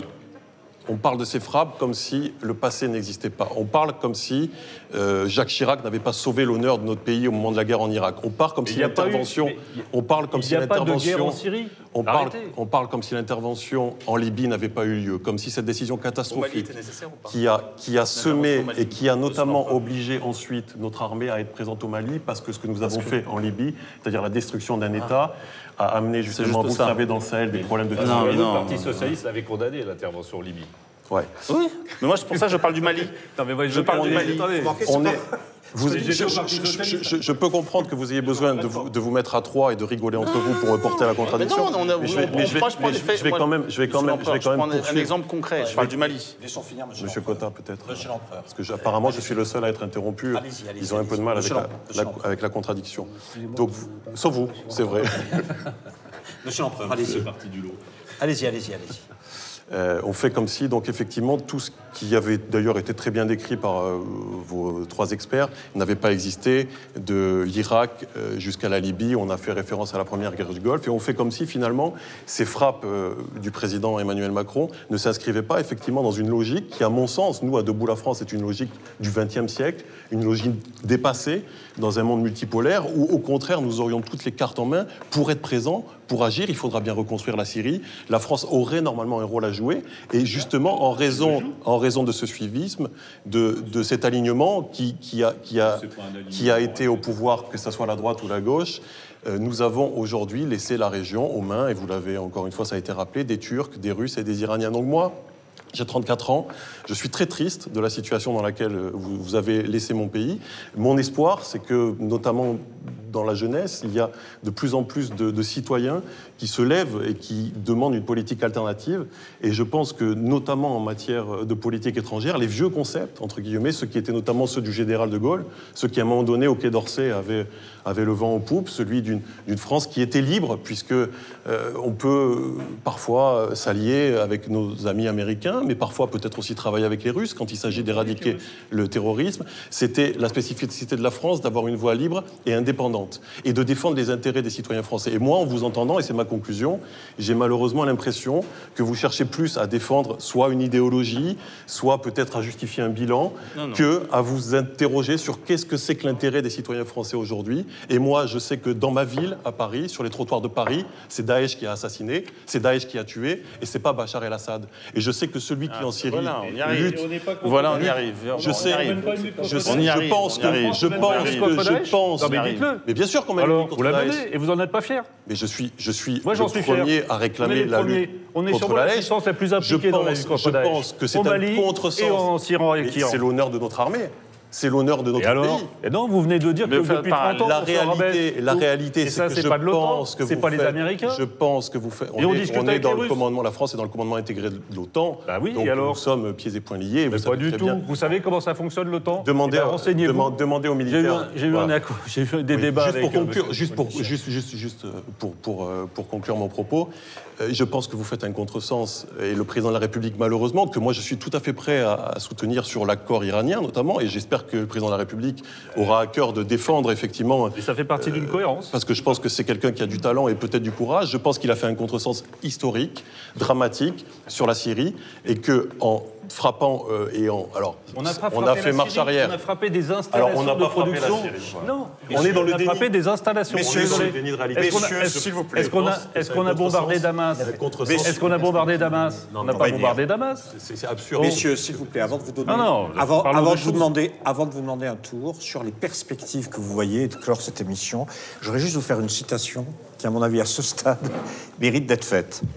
On parle souvent du modèle allemand, notamment à tort, sur les questions sociales. On ne parle pas de la précarité, du taux de pauvreté, etc., j'en passe. Mais là, que pensez-vous de la déclaration des juristes du Bundestag, c'est-à-dire le Parlement allemand, qui indique, je cite, « L'emploi de la force militaire contre un État afin de sanctionner la violation par cet État d'une convention internationale représente une atteinte à l'interdiction de recourir à la violence prévue par le droit international. » C'est-à-dire que quand même, vous avez des juristes allemands, on peut ne pas être d'accord. Moi, sur la question sociale, par exemple, ce qui se fait en Allemagne, moi, c'est pas une Bible, vous avez compris. Bon, donc on peut ne pas être d'accord avec ça. Et vous voyez bien qu'au sein de l'Union européenne, la position qui a été prise de dire, parce qu'il y a des armes chimiques, on va leur mettre sur la figure et ensuite on va discuter, c'est une chose qui est condamnée là, par les Allemands, Mais c'est la position allemande et je la respecte. Très bien. C'était tout. Mais si, non, attendez, mais il faut toujours mais si on avait attendu un consensus, par exemple, au niveau de l'Europe pour intervenir au Mali, les djihadistes seraient arrivés à Bamako. Ça, c'est une appréciation que vous portez de l'Union européenne qui est lourde. Ils auraient déstabilisé.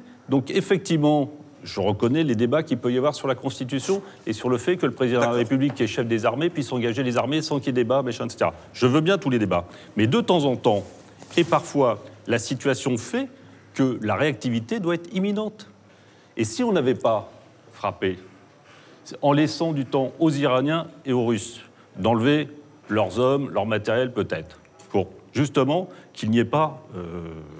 que la situation ne se dégénère pas encore plus qu'elle ne l'était, eh bien, ça aurait pu avoir des complications. Donc faisons attention. Et les débats des juristes, on peut avoir des débats de juristes qui peuvent durer des mois, des années, des dizaines d'années. Les débats philosophiques, certains ne sont toujours pas clôturés. Donc faisons attention. Il faut passer à l'action plutôt. Sur la déclaration des juristes allemands. En même temps, nous n'avons pas le même rôle que les Allemands. Nous sommes membres du Conseil de sécurité. Et je rappelle qu'aujourd'hui, la France prend largement sa part, pour les Européens, d'actions de sécurité extérieure. Et d'ailleurs, il serait bon, et c'est la pose la question de la défense européenne et de son financement. Et moi, je pense que c'est une vraie question qui est devant nous. Comme dit M. Bridet, on n'est pas rendu. Hein. Mais non, mais sauf que on n'est pas rendu, sauf que donc, parce qu'on n'est pas rendu, on travaille effectivement au Parlement, nous, avec la loi de programmation militaire, parce qu'il y a besoin, justement, en attendant d'être rendu, comme vous dites, d'avoir un outil militaire de défense et de projection. Mais ça, c'est une philosophie, vous ne partagez pas, c'est la mienne. Après, donc c'est pour ça qu'il faut... Après, sur la suite des opérations, je le redis, il n'y a pas eu, contrairement à ce que certains annonçaient, voire des mauvaises prophéties, il n'y a pas eu d'escalade sur le théâtre syrien, avec les Russes notamment, les Turcs et d'autres. Maintenant, il était important de marquer le coup par rapport à une session d'armes chimiques. Et donc maintenant, la question, c'est le passage à l'après et comment enfin il y a une conférence internationale. Et pas avec seulement une partie des acteurs, parce qu'il y a eu plusieurs chemins qui n'avaient pas tous les acteurs, il faut les mettre tous autour de la même table et avancer, sortir de cette guerre terrible pour les habitants. Nous allons faire un tour sur les perspectives que vous voyez, comment sortir politiquement de cette affaire. Juste avant, M. Temal, ce que je voudrais vous dire, c'est que vos arguments sont quand même... Faites attention, enfin à mon avis, hein, parce qu'ils sont renversables. Mais c'est votre analyse. Mais non, mon analyse, c'est de dire que si ce que vous dites, si vous y croyez, c'est-à-dire que peut-être vous dégagez une voie qui est généralisable et peut-être qu'il va falloir taper partout où ça mérite de l'être. C'est pas ce que je suis en train de dire. Non, mais excusez-moi, non, mais c'est pas ce que je viens de dire. Bon. Là, vous essayez depuis tout à l'heure, mais je vois aussi vos spécialistes, d'apporter une généralisation. Moi, je pense que ce débat-là, il y a une question syrienne. Ah, d'accord. Et donc, là, ce que l'on porte, c'est une question syrienne. Enfin, il y a des principes quand même. 8 ans de guerre, c'est sur les principes qu'on réagit. 8 ans de guerre, 500 000 morts et des femmes et enfants et familles. Et le droit international, c'est un principe aussi, monsieur. On agit dans le cadre du droit international. Mais ce que disent les juristes allemands, ils affirment des principes. Mais vous pouvez avoir aussi... En fonction de ce qu'est l'ONU, en fonction de ce que sont les relations internationales. Mais nous affirmons aussi nos principes. Il y a des principes, nous les respectons. Ce ne sont pas les mêmes, d'accord. Mais si, sont les mêmes. Mais non, c'est pas ce qui était pas... Attendez, mais nous ne sommes pas des juristes ici. Voilà.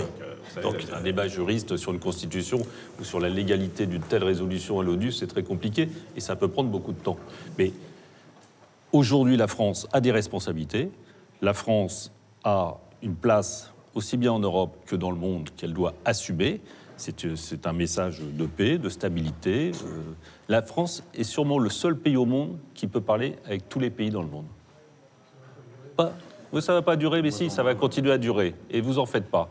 Aujourd'hui, on parle avec les Russes, on parle avec les Iraniens, on parle avec les Syriens et on parle avec tous les pays qui sont dans ce conflit. Avant d'arriver aux perspectives, messieurs, je m'excuse. Nous avons nos spécialistes qui veulent dire un mot. Georges. Et la question principale qui émerge là-dedans, c'est la question politique. Vous en avez tous parlé ici. En fait, quelle que soit la manière dont on considère ces frappes, c'est la même chose que des guerres en Irak, en Afghanistan ou en Libye. Quel est l'objectif ? Non, attendez. Quel est l'objectif politique de la guerre ? Le problème n'est pas tant la guerre, mais c'est où on va. On voit bien qu'au Mali, il n'y a pas de solution politique pensée, ce qui fait que nos pauvres soldats, et ils commencent de plus en plus à le dire, se sentent enlisés, comme ils ont déjà été enlisés dans d'autres guerres, parce qu'il n'y a pas de solution politique. Non, il y a un processus politique au Mali. Ça s'appelle les accords d'Alger. Il faut les faire respecter. C'est la position de la France et de sa diplomatie. Apparemment, ça ne marche pas. Mais quel est il faut faire en sorte que ça marche. Ce bombardement en Syrie. On rappelle qu'en 2015, en octobre 2015, c'était malheureusement la Russie de Poutine avait proposé à l'Assemblée générale, à l'ONU, un mandat international sous mandat de l'ONU pour faire la guerre ensemble contre les djihadistes, qui a été refusé par quel pays ? La France, par François Hollande, qui a dit non, on ne le fera pas s'il n'y a pas d'abord un départ de Assad. Ce sur quoi est revenu d'ailleurs M. Macron. Parce que j'imagine que le but est une solution politique. Mais quelle est la solution politique derrière ? C'est la Russie sur cette affaire-là, en fait. L'utilité, effectivement, il y a une solution politique nécessaire. Et je crois que la Russie, aujourd'hui, est consciente, plus encore, de la place un peu pénible qu'a Bachar el-Assad dans cette affaire-là.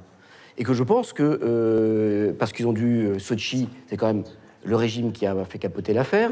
Là, Poutine est obligé de masquer tout ça sur les armes chimiques, sur les frappes chimiques.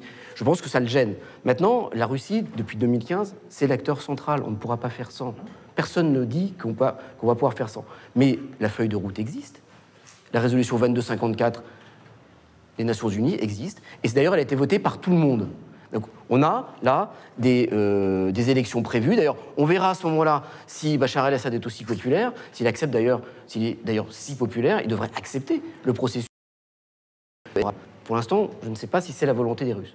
Monsieur Rambaud. Pardon.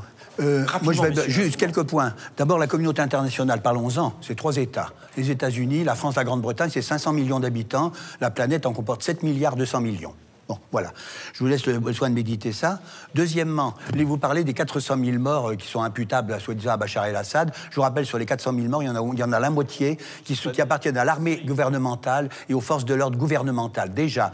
Et ensuite, il y a toutes les victimes civiles, les victimes du terrorisme, dont on n'a jamais parlé. Troisièmement, je trouve un peu drôle comme stratégie... Monsieur Thémal vous demande comment est-ce que vous comptabilisez ça? D'où viennent les chiffres? Comment? Vous avez dit ça, ça vous amène où? Parce qu'il y a... Ça vous emmène où? Et vous votez d'où est-ce qu'elle vient, votre avis? Comment?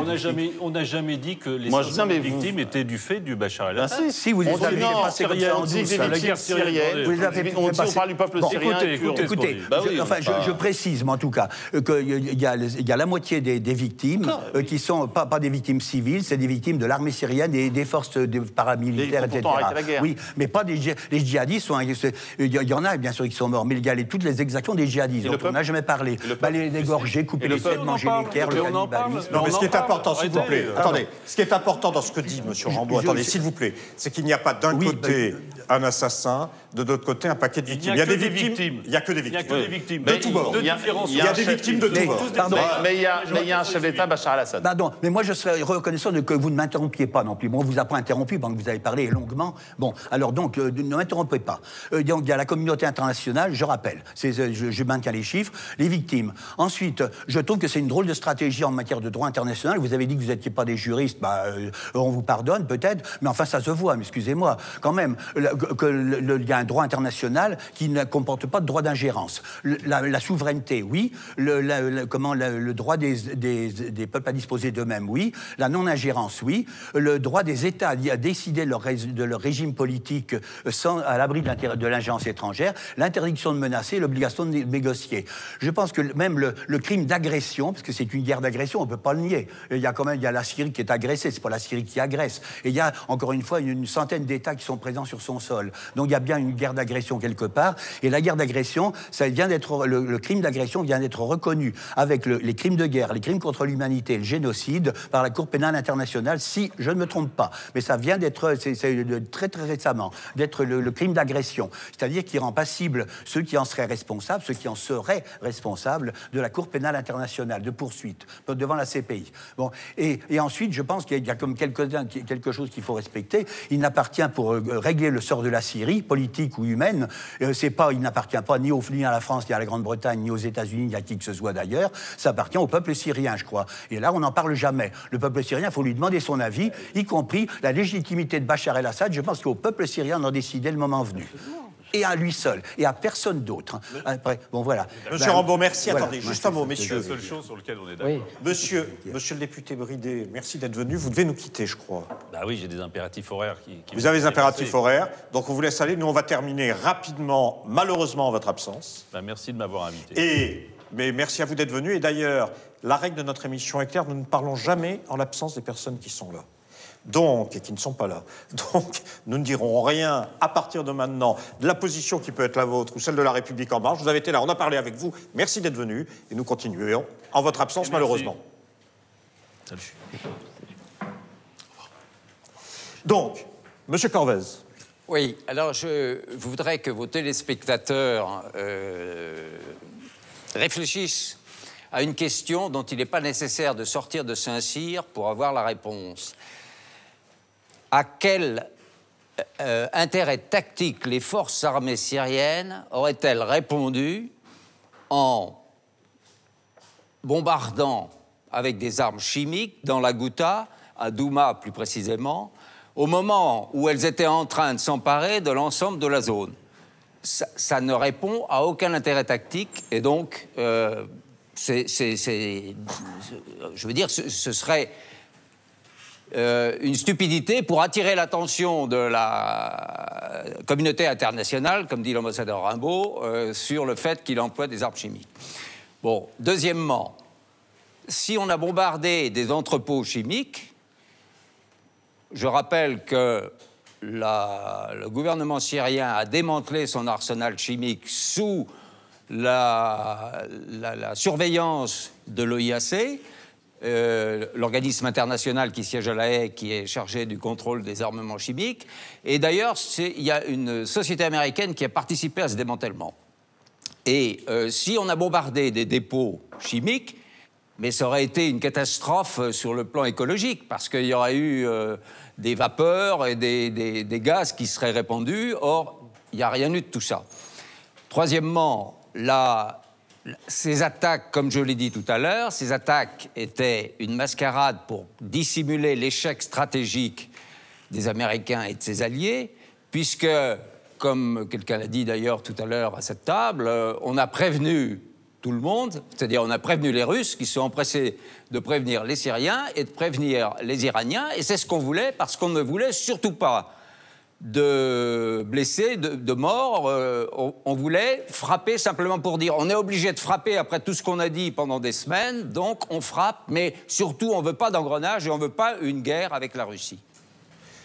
Monsieur Romero, vous avez demandé la parole, allez-y. Oui, sur la question, je suis un peu étonné, mon colonel, que vous n'ayez pas une réponse à cela. Enfin, la Ghouta, vous connaissez sans doute mieux que moi cet espace-là, c'est d'abord de la campagne, sauf Douma qui est une ville. Et il se trouve que les armes chimiques sont très pratiques pour déloger les combattants, elles sont très pratiques dans la guérilla urbaine pour essayer d'aller beaucoup plus vite et pour régler le problème. Et d'ailleurs, ça c'est le premier élément. Le deuxième élément, c'est un élément de terrorisme. C'est un élément je dirais, de dissuasion pour la population. Parce que les poches restent encore à conquérir et que le message envoyé par Bachar el-Assad à ce moment-là était de dire voilà ce que vous risquez si vous restez sur les poches. Voilà. Messieurs, tous les trois, un tour rapide, s'il vous plaît. Quelle issue politique à cette affaire? Voilà. Quelle réponse vous apportez? Comment, tout compte fait, on va en sortir? À moins que vous considérez qu'on en est déjà sorti, ce que je ne crois pas. Comment on sort de cette espèce de bourbier qui est la Syrie et de cette région? Comment on va faire? Allons-y, M. Temal, vous commencez?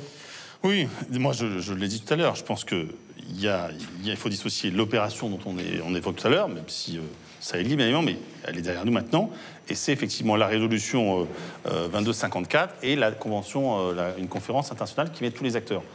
Il y a eu plusieurs processus séparés qui n'est pas tous les acteurs. Il faut accepter qu'il y ait à la fois le régime, les opposants et les pays autour, notamment, je pense aux Iraniens, aux Russes, aux Turcs et d'autres. Et c'est seulement à partir de là que nous pourrons imaginer une sortie.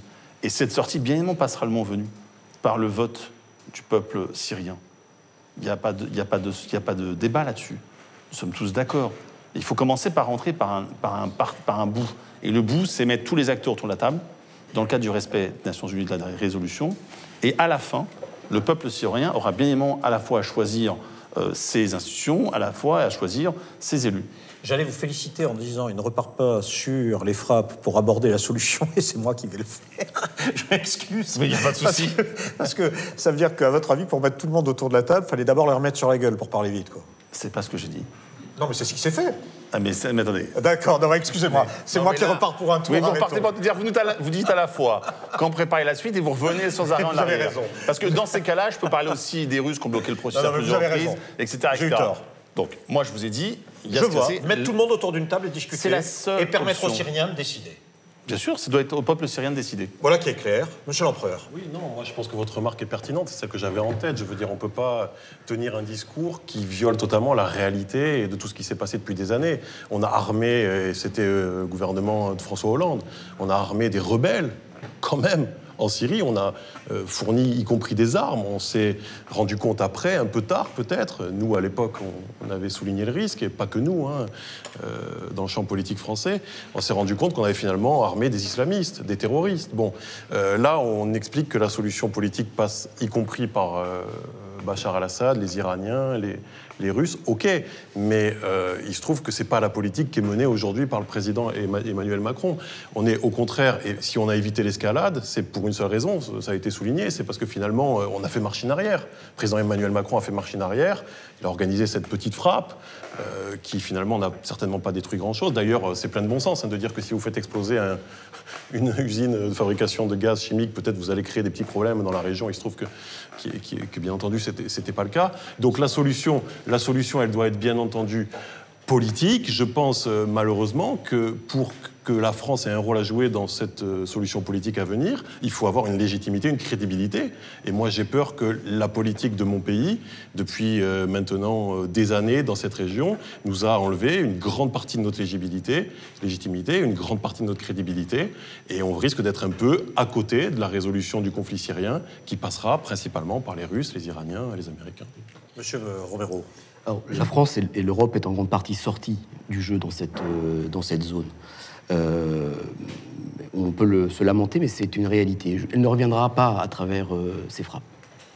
Le sujet est clair. Néanmoins, la feuille de route et la sortie va se faire à travers les Russes et à travers cette feuille de route le 2254. Alors, je ne vais pas le répéter là-dessus. Simplement, l'Europe peut revenir. Et elle a un enjeu très important. Dans les semaines qui viennent, le 12 mai en particulier, et les 3 jours où Emmanuel Macron va être aux États-Unis vont être décisifs. C'est de reprendre langue avec l'Iran, ce qui n'a pas été fait, ce qui a été mal fait. Parce que l'accord nucléaire iranien est un accord qui est soutenu par l'ensemble de la communauté internationale, et en particulier par les pays européens qui ont des liens spécifiques avec l'Iran. Et ce qu'il faudrait faire aujourd'hui, c'est de dire aux États-Unis, si vous ne voulez pas continuer, eh bien nous allons continuer sans vous. Mais malheureusement, c'est assez mal enclenché parce que M. Le Drian, lorsqu'il est allé voir les dignitaires iraniens, leur a juste demandé d'élargir leur programme au programme balistique, ce qui n'était pas dans le cadre du programme iranien, sur le nucléaire iranien. Donc, si on veut une véritable indépendance, et ce qui est souhaitable, je ne peux pas... Enfin, moi, je suis assez peu suspect d'être ami des Américains, pour des raisons personnelles et pour mon passé. Mais si on veut qu'il y ait une véritable indépendance qui se crée, il faut que l'Europe, et la France en particulier, continuent à soutenir le nucléaire iranien, quelle que soit la décision des États-Unis. Messieurs, voulez-vous rajouter un mot? Non? Qu'est-ce que vous avez pensé de cette émission et de ce débat? Allons-y, soyons francs. C'est à moi de me faire engueuler maintenant, allez-y. Moi, je vous l'ai dit en introduction, j'aime bien l'idée que les responsables politiques soient un peu confrontés à... Voilà, vous avez été servi. À la contradiction, vous savez, l'ambiance ici, elle est différente de BFM Télé et de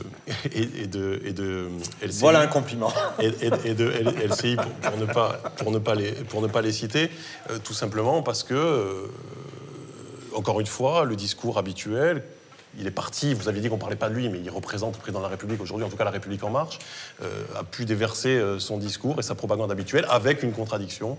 Donc moi, j'aime bien le débat d'idées, et c'est vrai que là, vous avez quand même organisé une forme de débat plutôt sympa. Messieurs, ça c'était le côté... Mais moi, je me suis jamais senti chez moi à BFM TV non plus, donc le sujet ne se pose pas. On va laisser BFM où ils sont, si vous voulez bien. Ici, ça s'est bien passé ou pas? C'est très bien passé. Enfin, Donc c'est important de le dire, si vous voulez. Je laisse terminer. Il y a un débat. Moi, je le dis, c'est ce que je vous disais en début d'émission. Il y a un cadre qui est posé, qui est un cadre affirmé. Et après, c'est comme partout. C'est-à-dire qu'à partir du moment où le cadre est affirmé, après, il faut aller à l'encontre. Et on se retrouve là à devoir parfois... À l'encontre ou dans le sens du cadre? Ou dans le sens du cadre. Là, c'était un peu plus compliqué parce que, à la fois, il y a une partie que je partage, en particulier la partie sur l'indépendance vis-à-vis des États-Unis et d'autres puissances occidentales et de l'OTAN, mais il y en a une autre sur laquelle je pense que la crédibilité de la France était engagée dans cette l'émission elle-même, ça collait. Mais l'émission, c'est très sympathique. Merci. L'émission très sympa, le cadre est sympa, le concept est bien effectivement l'inversion. Mais par contre, le mec qui la présente, qui la prépare, insupportable. J'allais terminer par le mec qui la présente. Donc, non, c'est un cadre. Donc il y a effectivement on a des socios, avoir des experts, et c'est vrai qu'on a un débat. Moi, en tout cas, pour ma formation politique, le Parti socialiste, on vient chaque fois qu'on est invité, on vient débattre. Et ben ça marche. Et même si on n'est pas d'accord, ou les uns les autres, et je partage totalement votre point de vue tout à l'heure de votre introduction, c'est effectivement, c'est le débat, c'est d'entendre l'autre, d'écouter, parfois de soutenir, parfois de partager totalement, parfois dans de l'opposition à ce qu'on les uns et les autres disent, mais c'est ce qui fait aussi le charme de notre pays, ce qui fait notre démocratie. Donc moi, je suis très content d'être là, et le gars qui prépare et qui anime, très bien, il peut revenir en 4e semaine pour sa 4e émission. Monsieur Thémal, merci. Et je reviendrai chaque fois que vous m'invitez. Eh bien, c'est noté. Donc, les invitations ne manqueront pas à venir pour les émissions suivantes.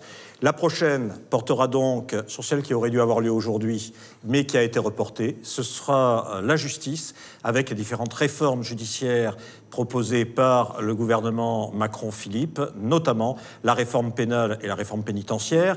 Il y aura ensuite, vraisemblablement au mois de juin, une émission que nous préparerons sur la question de l'immigration.